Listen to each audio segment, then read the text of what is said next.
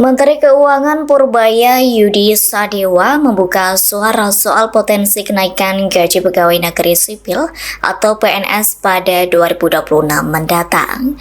Menurut Purbaya, selalu ada kemungkinan gaji PNS akan naik tahun depan. Kendati demikian, ia mengaku belum tahu Hilirisasi terus dilanjutkan, perdagangan meningkat seiring dengan aktivitas masyarakat dan dunia usaha.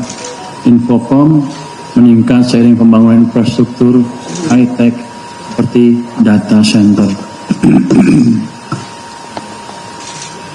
Berikutnya, kinerja sektor pertanian ditopang subsektor tanaman pangan yang tumbuh 9,94%. Next, ini di tahun 2025 seiring peningkatan produksi padi dan jagung.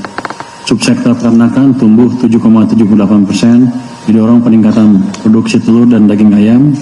Aktivitas sektor ini mendukung program makanan bergizi, sehingga tidak terjadi inflasi dan tidak ada tekanan impor telur maupun daging ayam. Tanaman perkebunan tumbuh 2,95%, terutama produk sawit, sehingga dapat menangkap momentum harga sawit yang masih bertahan tinggi. Untuk perikanan tumbuh sebesar 4,95%, didukung baik perikanan tangkap maupun perikanan budidaya.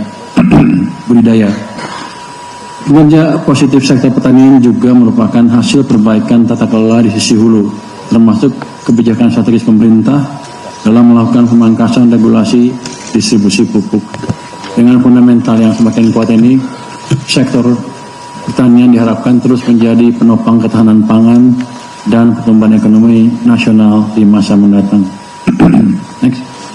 Inflasi di bulan Januari 2006 naik ke 3,55%, lebih tinggi dari Desember 2025 di 2,92%. Kenaikan ini lebih karena low base effect dampak diskon listrik yang diberikan di awal tahun 2025, sehingga inflasi administrative price juga meningkat tajam ke 9,71% year on year dari 1,93%. Meskipun di atas sasaran, tekanan inflasi ini temporer dan akan ternormalisasi pada bulan Maret. Beberapa komoditas pangan mengalami penurunan harga, mendorong inflasi volatile food turun signifikan menjadi 1,14% year on year dari bulan sebelumnya sebesar 6,21%. Inflasi volatile akan terus dijaga melalui kebijakan stabilisasi pasokan dan harga pangan serta penguatan peran Bulog.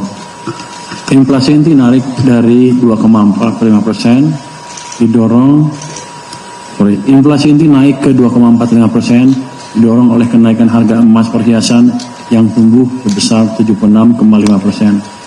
Jika harga emas dikeluarkan, inflasi inti non emas bulan Januari 2026 mencapai 1,33%.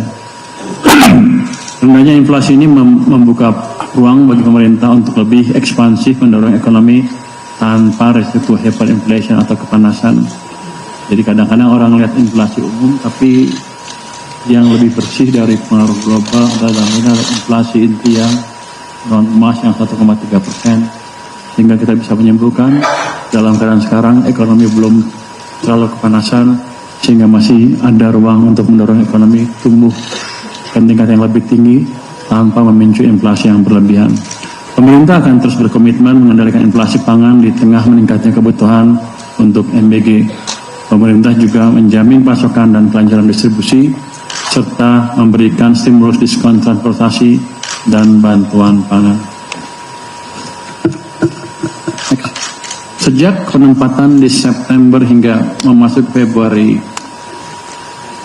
strategi fiskal dengan penempatan 200T yang terus dikoordinasikan dengan strategi moneter Bank Indonesia konsisten mendukung likuiditas. M0 pada bulan Februari pekan pertama masih tumbuh sebesar 11,7%. Ini memberi ruang sebetulnya untuk kredit untuk tumbuh double digit juga. Pertumbuhan M0 akan dijaga tetap double digit. Bank Indonesia berkomitmen akan mendukung pemerintah dalam hal ini. Hasil koordinasi fiskal moneter ini nyata dirasakan. Kredit tumbuh 10% di bulan Januari, dengan suku bunga yang terus kompetitif bagi masyarakat.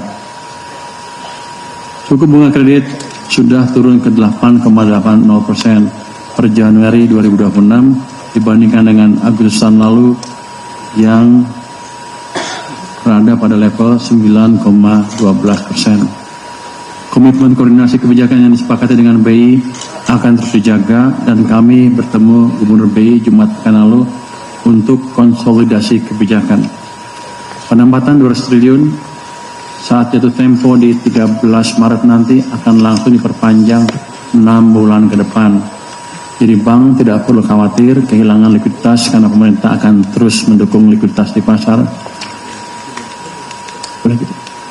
Kami mengharapkan bank lebih bersemangat mencari debitur tentunya dengan tetap menjalankan prinsip kehati-hatian. Jadi kan jangan banyak orang itu Maret habis, apakah banknya akan kehilangan likuiditas karena uangnya tarik pemerintah? Dengan pernyataan barusan saya tegaskan bahwa hal itu tidak akan terjadi. Kami akan evaluasi kembali September nanti 6 bulan setelah perpanjangan. Harapannya ekonomi sudah semakin bergerak lebih tinggi, berbagai program prioritas pemerintah semakin terlihat hasilnya, dan antara sudah semakin berperan dan dana non-residen sudah semakin banyak masuk ke Indonesia dengan kinerja ekonomi dan kepercayaan Indonesia yang terus membaik.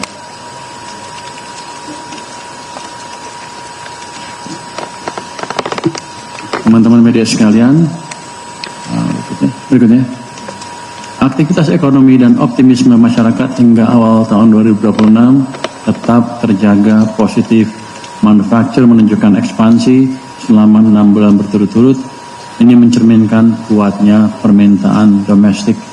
Dan PMI-nya 6 bulan berturut naik terus ya. Indeks penjualan retail juga terus